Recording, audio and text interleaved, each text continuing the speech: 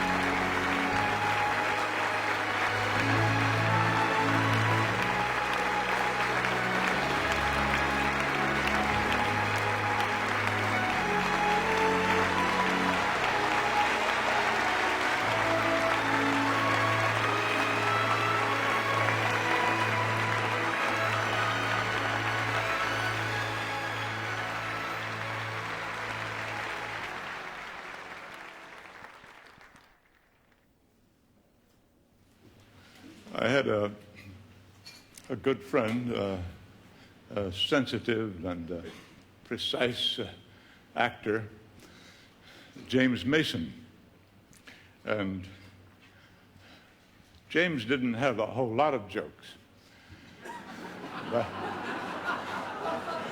he had one that he liked to tell.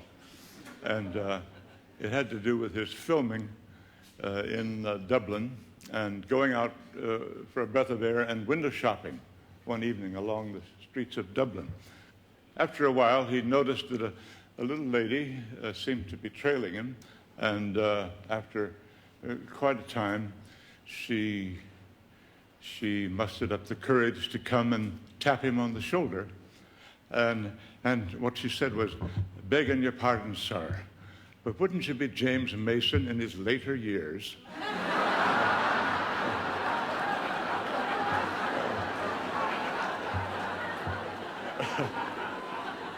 Well, it's a nice Irish phrase. Later years.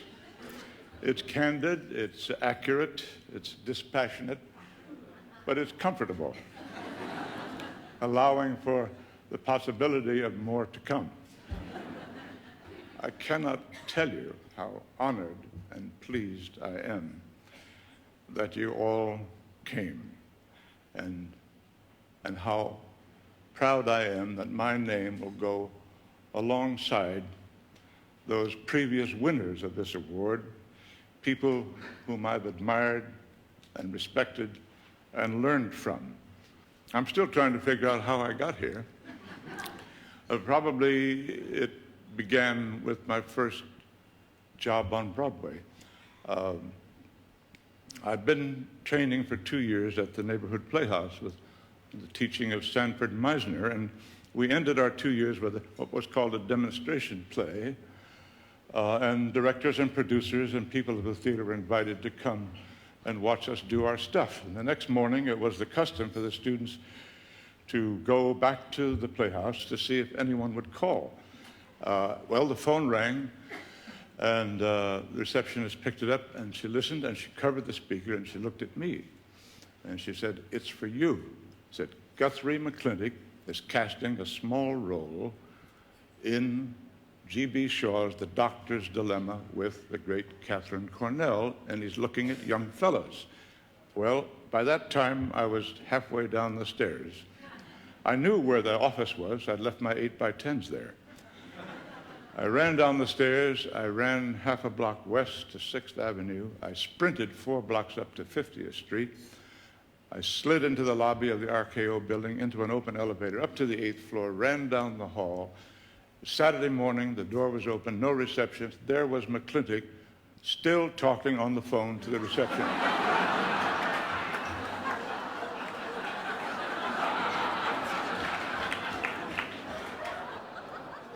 And he saw me, and he started to laugh, and he was one of those laughers who segues into a cough, and laughing and coughing and red in the face, looking at me, and he literally slid off of his chair onto the floor, and he said, "You've got the job."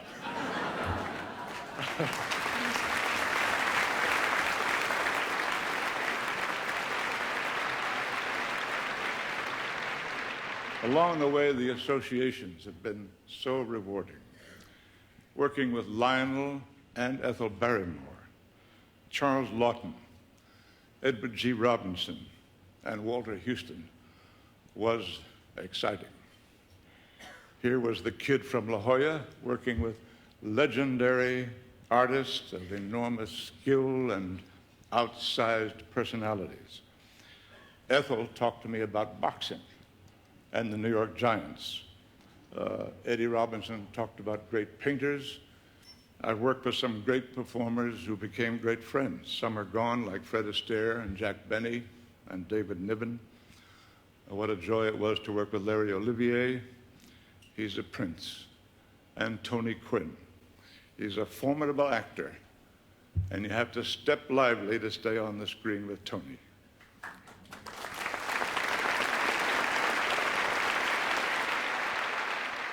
Dear Audrey,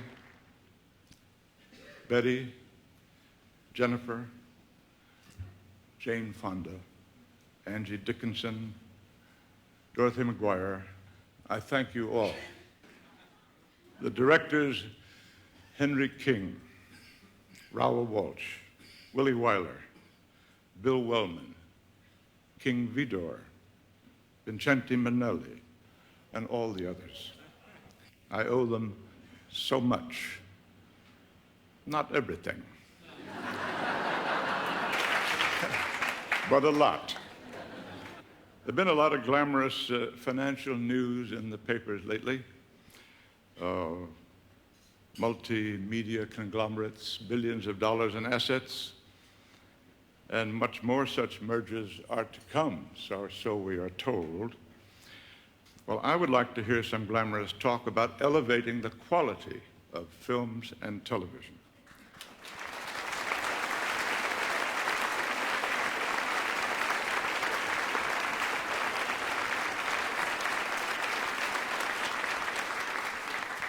Entertainment that, in the words of T.S. Eliot, enlarges the sympathies, that stimulates the mind and the spirit, that warms the heart, punctures the balloons of hypocrisy, greed, and sham, tickles the funny bone, and leaves us with a glow that comes when we have been well entertained. Making millions is not the whole ballgame. Fellas, pride of workmanship is worth more. Artistry is worth more. The human imagination is a priceless resource. The public is ready for the best you can give them. It just may be that you can make a buck and at the same time encourage, foster, and commission work of quality and originality. And finally, I come to the most important thing. Without my wife, Veronique, and my family, I wouldn't be here. And if I were, without them, it wouldn't have any meaning. I hope I've been strong for them when they needed me. Steve, Carrie, Anthony, you held me up at a time when I was sorely in need of your support. And we all know that we'll all be there for each other. Cecilia, I'll always remember what you said up here tonight. Veronique, you're the one girl for me.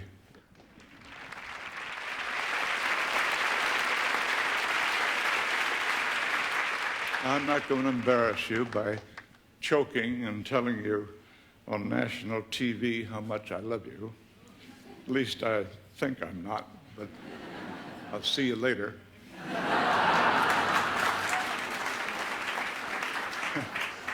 Heartfelt thanks to the AFI and all of my dear friends and colleagues who spoke for me tonight.